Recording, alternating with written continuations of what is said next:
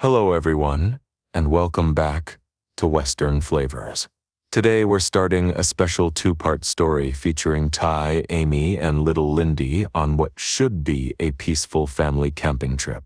Ty has been dreaming of this moment since Lyndy was born, sharing his love of the wilderness with his daughter, creating those precious father-daughter memories. If you're enjoying this season, please hit that like button and subscribe so you never miss a chapter. Today's episode follows the Borden family as they venture into the Alberta wilderness for what Ty hopes will be the perfect camping adventure.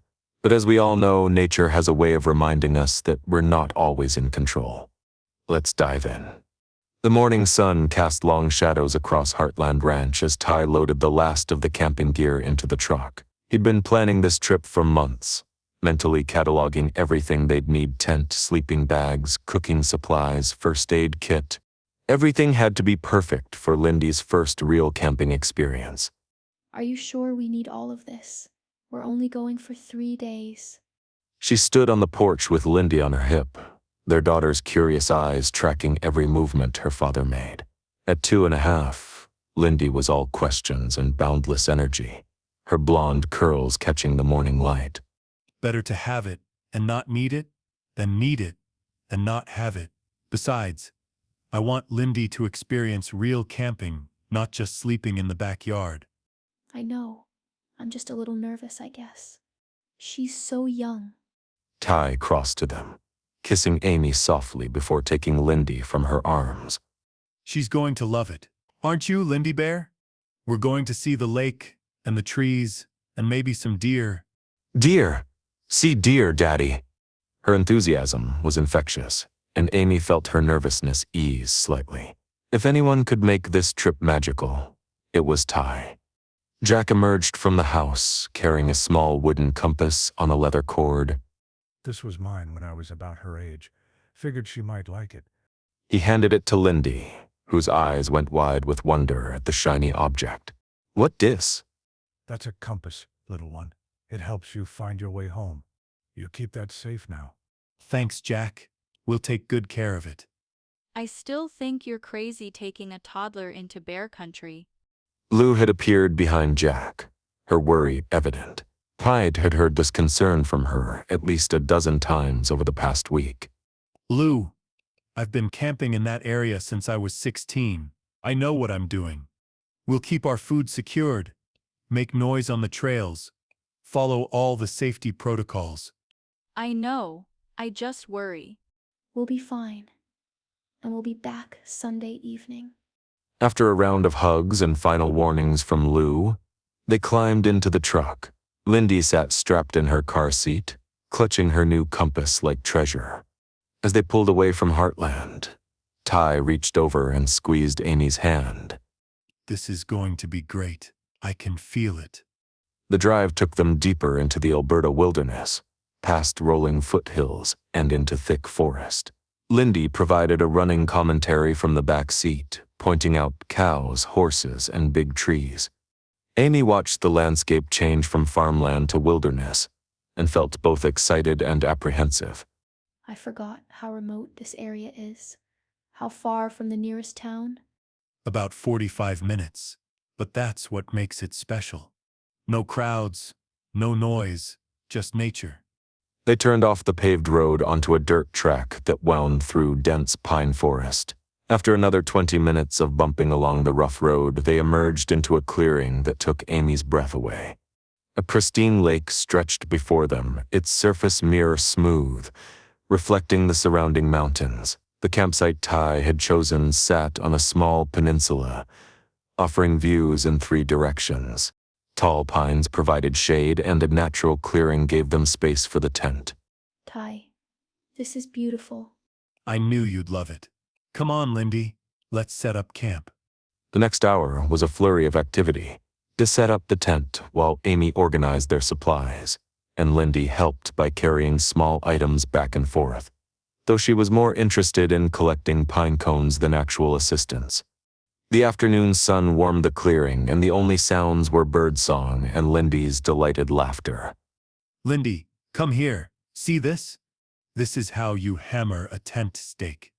He showed her, his large hand covering her tiny one on the hammer, gently tapping the stake into the ground.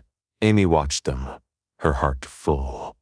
This was what she'd wanted to see Ty share his passions with their daughter, to build these memories together. By early evening, they had camp fully established. The tent stood sturdy, their sleeping bags arranged inside. T had set up a bear-proof container for their food, secured away from the main camp area.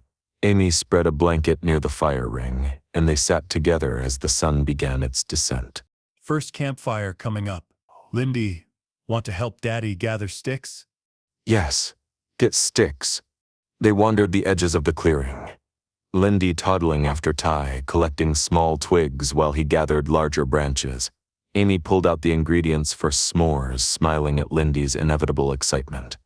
As darkness fell, the campfire crackled to life. Lyndy sat between her parents, mesmerized by the dancing flames. Tessie roasted marshmallows, carefully cooling them before handing one to Lyndy, whose face lit up with sticky sweet joy. Look up, Lyndy. See all the stars? The sky had transformed into a glittering canvas, more stars visible than either Amy or Lyndy had ever seen at Heartland. Lyndy's head tilted back, her mouth forming a small O of wonder. So many. That's because we're far from the city lights. Out here you can see the universe clearly. They sat in comfortable silence, the fire warming them against the cool night air. Amy leaned against Ty, Lyndy drowsy in her lap, and felt perfectly content. Maybe Lou had been worrying over nothing. Maybe this would be the perfect trip, after all. Morning arrived with birdsong and filtered sunlight through the tent fabric. Lyndy woke first, as toddlers do, patting her father's face until he opened his eyes. Good morning, Lyndy Bear. Ready for an adventure? They emerged from the tent to find the day clear and promising. Ty started a fire for breakfast while Amy helped Lyndy wash her face with water from their jug. The morning routine felt different out here, simpler, more connected to the rhythms of nature. After pancakes cooked on the camp stove, they prepared for a hike around the lake. Ty filled a backpack with water, snacks, and emergency supplies, while Amy got Lyndy ready, checking her shoes and applying sunscreen. The trail's easy, mostly flat. Should take us about 2 hours round trip. There's a beautiful viewpoint about halfway around. Sounds perfect. Lyndy ready to explore? Explore. They set off, Lyndy holding both parents' hands swinging between them. The trail hugged the lakeshore, winding through pine forest and open meadow. Ty pointed out animal tracks in the soft dirt, teaching Lyndy to recognize deer prints. Tis, look at these. She'd stopped near a large pine tree, pointing to deep scratches in the bark, about 6 feet high. Ty examined them, his expression becoming more serious. Bear marking. Probably a few days old. Should we be worried? No. It's normal. Bears mark territory. I've camped here dozens of times and never had issues. We just need to be aware, make noise on the trail so we don't surprise anything. They continued, Ty occasionally calling out, "Hey, bear," as a precaution. Amy found herself scanning the forest more carefully, her awareness heightened. Lyndy remained oblivious, fascinated by every butterfly and flower. They'd been hiking for about 45 minutes when Lyndy suddenly stopped, tugging her father's hand. "Daddy!" "Puppy." What, sweetie? There's no... He followed her pointing finger, and his blood went cold. About 30 yards ahead, near the water's edge, a bear cub played in the shallow water, pawing at something beneath the surface. Amy saw it at the same moment and immediately understood the danger. Her hand tightened on Lyndy's, her other hand reaching for Ty's arm. Ty. Her voice was barely a whisper, tense with controlled fear. I see it. Don't move. And whatever you do, don't let Lyndy run toward it. "One see, puppy. Go see." Sha! Lyndy, we need to be very quiet and very still. That's not a puppy. It's a baby bear. And baby bears have mommies who protect them. As if summoned by his words, a massive brown bear emerged from the forest on the far side of the clearing. She was easily 500 pounds, her fur thick and dark. The moment she spotted them, she positioned herself between her cub and the humans, standing on her hind legs to assess the threat. Time seemed to slow. Amy's heart hammered against her ribs. Ty's mind raced through everything he knew about bear encounters. Make yourself look big, don't run, back away slowly, speak in calm tones. Okay, Amy. We're going to back up very slowly. Keep Lyndy between us. Don't turn around. Don't run. Just slow, steady steps backward. Lyndy, hold Mommy's hand tight. We're playing a quiet game, okay? Very quiet. "'Kay, Mommy." Ty raised his arms, making himself appear larger. Hey, bear. We're leaving. We don't want any trouble. The mother bear dropped to all fours but didn't approach. She huffed, a warning sound that raised every hair on the back of Amy's neck. The cub, oblivious to the tension, continued playing in the water. Step by careful step, they backed down the trail. 30 yards became 40, then 50. The bear watched them but didn't pursue. After what felt like an eternity, but was probably only 5 minutes, they rounded a bend in the trail that put trees between them and the bear. Okay. Now we can turn around. Walk quickly but don't run.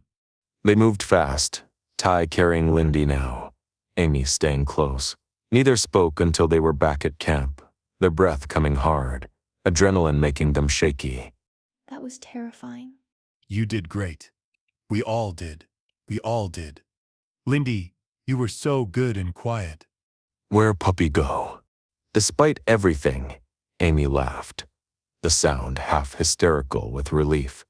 The puppy had to stay with its mommy, sweetie. We can't play with wild puppies. They spent the rest of the day close to camp, the encounter having rattled them both. Ty became hypervigilant, his eyes constantly scanning the tree line. Amy noticed but didn't comment, understanding his need to protect his family. That afternoon, Ty double-checked all their food storage, making sure everything that could attract bears was properly secured in the bear-proof container, mounted on a tree away from camp. We're fine. We did everything right, made noise, backed away slowly, didn't threaten the cub. That's exactly what you're supposed to do. I know. It's just, with Lyndy here, it feels different than just the two of us taking risks. We're not taking risks. This is safe camping. Bears avoid humans unless surprised or protecting cubs. Now that we know they're in the area, we'll be more careful. As evening approached, they started dinner preparations. Ty fired up the camp stove to heat soup while Amy set out bread and cheese. Lyndy played nearby with her pine cones, arranging them in careful rows. They were just sitting down to eat when Ty heard it rustling in the bushes behind the tent. He froze, every muscle tensing. Amy, take Lyndy to the truck. Now. What? Now, quietly. The tone of his voice made Amy move without question. She scooped up Lyndy and walked quickly toward the truck, her keys already in hand. As she opened the door, she looked back and saw what had alarmed her. The mother bear had followed them. She emerged from the forest, her nose in the air, clearly drawn by the smell of their dinner. The cub was nowhere in sight, which somehow made it worse.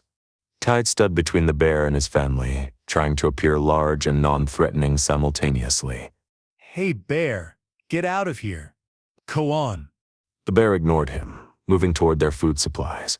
He had been heating soup on the camp stove, and a cooler of fresh food sat nearby. They hadn't had time to secure it yet. Amy, start the truck. The engine roared to life. The sound should have scared the bear, but she'd clearly become habituated to human presence. She went directly for the cooler, knocking it over with one massive paw. T grabbed what he could, sleeping bags, the tent stakes, anything within reach, and ran for the truck. Behind him, he heard the cooler being torn apart, their food scattered. He threw everything in the truck bed and jumped into the driver's seat. All three of them sat there, breathing hard, watching as the bear methodically destroyed their cooler and consumed everything inside. "Mommy," scared. I know, baby. It's okay. We're safe in the truck. But Lyndy had picked up on her parents' fear. She began to cry, and nothing Amy did could comfort her. They sat in the truck for over an hour, waiting for the bear to leave. When she finally ambled back into the forest, the damage was clear. Their cooler was shredded. Most of their fresh food was gone. The tent, though still standing, had claw marks on one side where the bear had investigated it. The carefully planned perfect camping trip lay in ruins around them. They spent the night in the truck, all three of them cramped and uncomfortable. Lyndy cried off and on, unable to settle.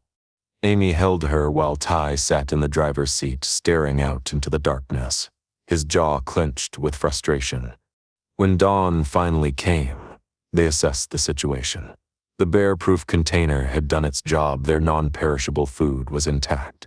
But the fresh meat, vegetables, and most of their snacks were gone. Ty, I think we should go home. What? No. We just need to be more careful. We can relocate to a different part of the park, somewhere the bear hasn't been. This isn't safe with Lyndy. That bear is getting bold. What if she comes back when we're sleeping? She won't. And if she does, we'll be prepared. Ty, I worked hard to plan this trip, Amy. I wanted to give Lyndy these memories, share this part of myself with her. I can't just give up because of one setback. Amy heard the desperation in his voice, the pride wounded by feeling like he'd failed, but she also felt the weight of maternal instinct, the primal need to protect their daughter. okay, we'll relocate. But Ty, if anything else happens, If anything else happens, we'll leave. I promise. They packed up camp, their movements, efficient but tense. The tent came down. Gear was loaded. As they prepared to drive to a new location deeper in the park, Amy looked at the destroyed cooler, the claw marks on their tent, and felt a knot of worry settle in her stomach. Lyndy sat in her car seat, unusually quiet, her compass clutched in one small hand. She didn't understand why her parents were upset, why the fun camping trip had turned scary. But she sensed the change, felt the tension between her mother and father. New campsite will be better, more open, less secluded. The bear won't follow us. He said it with more confidence than he felt, needing to believe it. Amy nodded but said nothing, her hand resting protectively on Lyndy's knee. As they drove deeper into the wilderness, leaving their first campsite behind, none of them knew that the real test of their family's strength was still to come. That concludes today's episode of Heartland. What started as Ty's dream camping trip has turned into a family nightmare. Their encounter with a mother bear and her cub was frightening enough, but now the bear has learned to associate their camp with food, becoming bold and dangerous. Despite Amy's concerns, Ty's determination to salvage the trip has led them to relocate to a new campsite, his pride preventing him from admitting defeat. The tension between protecting their daughter and honoring Ty's hard work and dreams has created a rift between Amy and Ty, and little Lyndy is caught in the middle, her first camping experience turning from wonder to fear. But the question remains, will the new campsite be safer? Has the bear truly left them alone? Or will she track them to their new location? Can Amy and Ty resolve their different approaches to the crisis before it damages their family bond? And what other challenges await them in the Alberta wilderness? Join us next time to find out as the Borden family faces their biggest test yet. If you enjoyed this dramatic episode, please like and subscribe. And tell us in the comments, have you ever had a wildlife encounter while camping? How did you handle it? We'd love to hear your stories. Until next time, this is Western Flavors.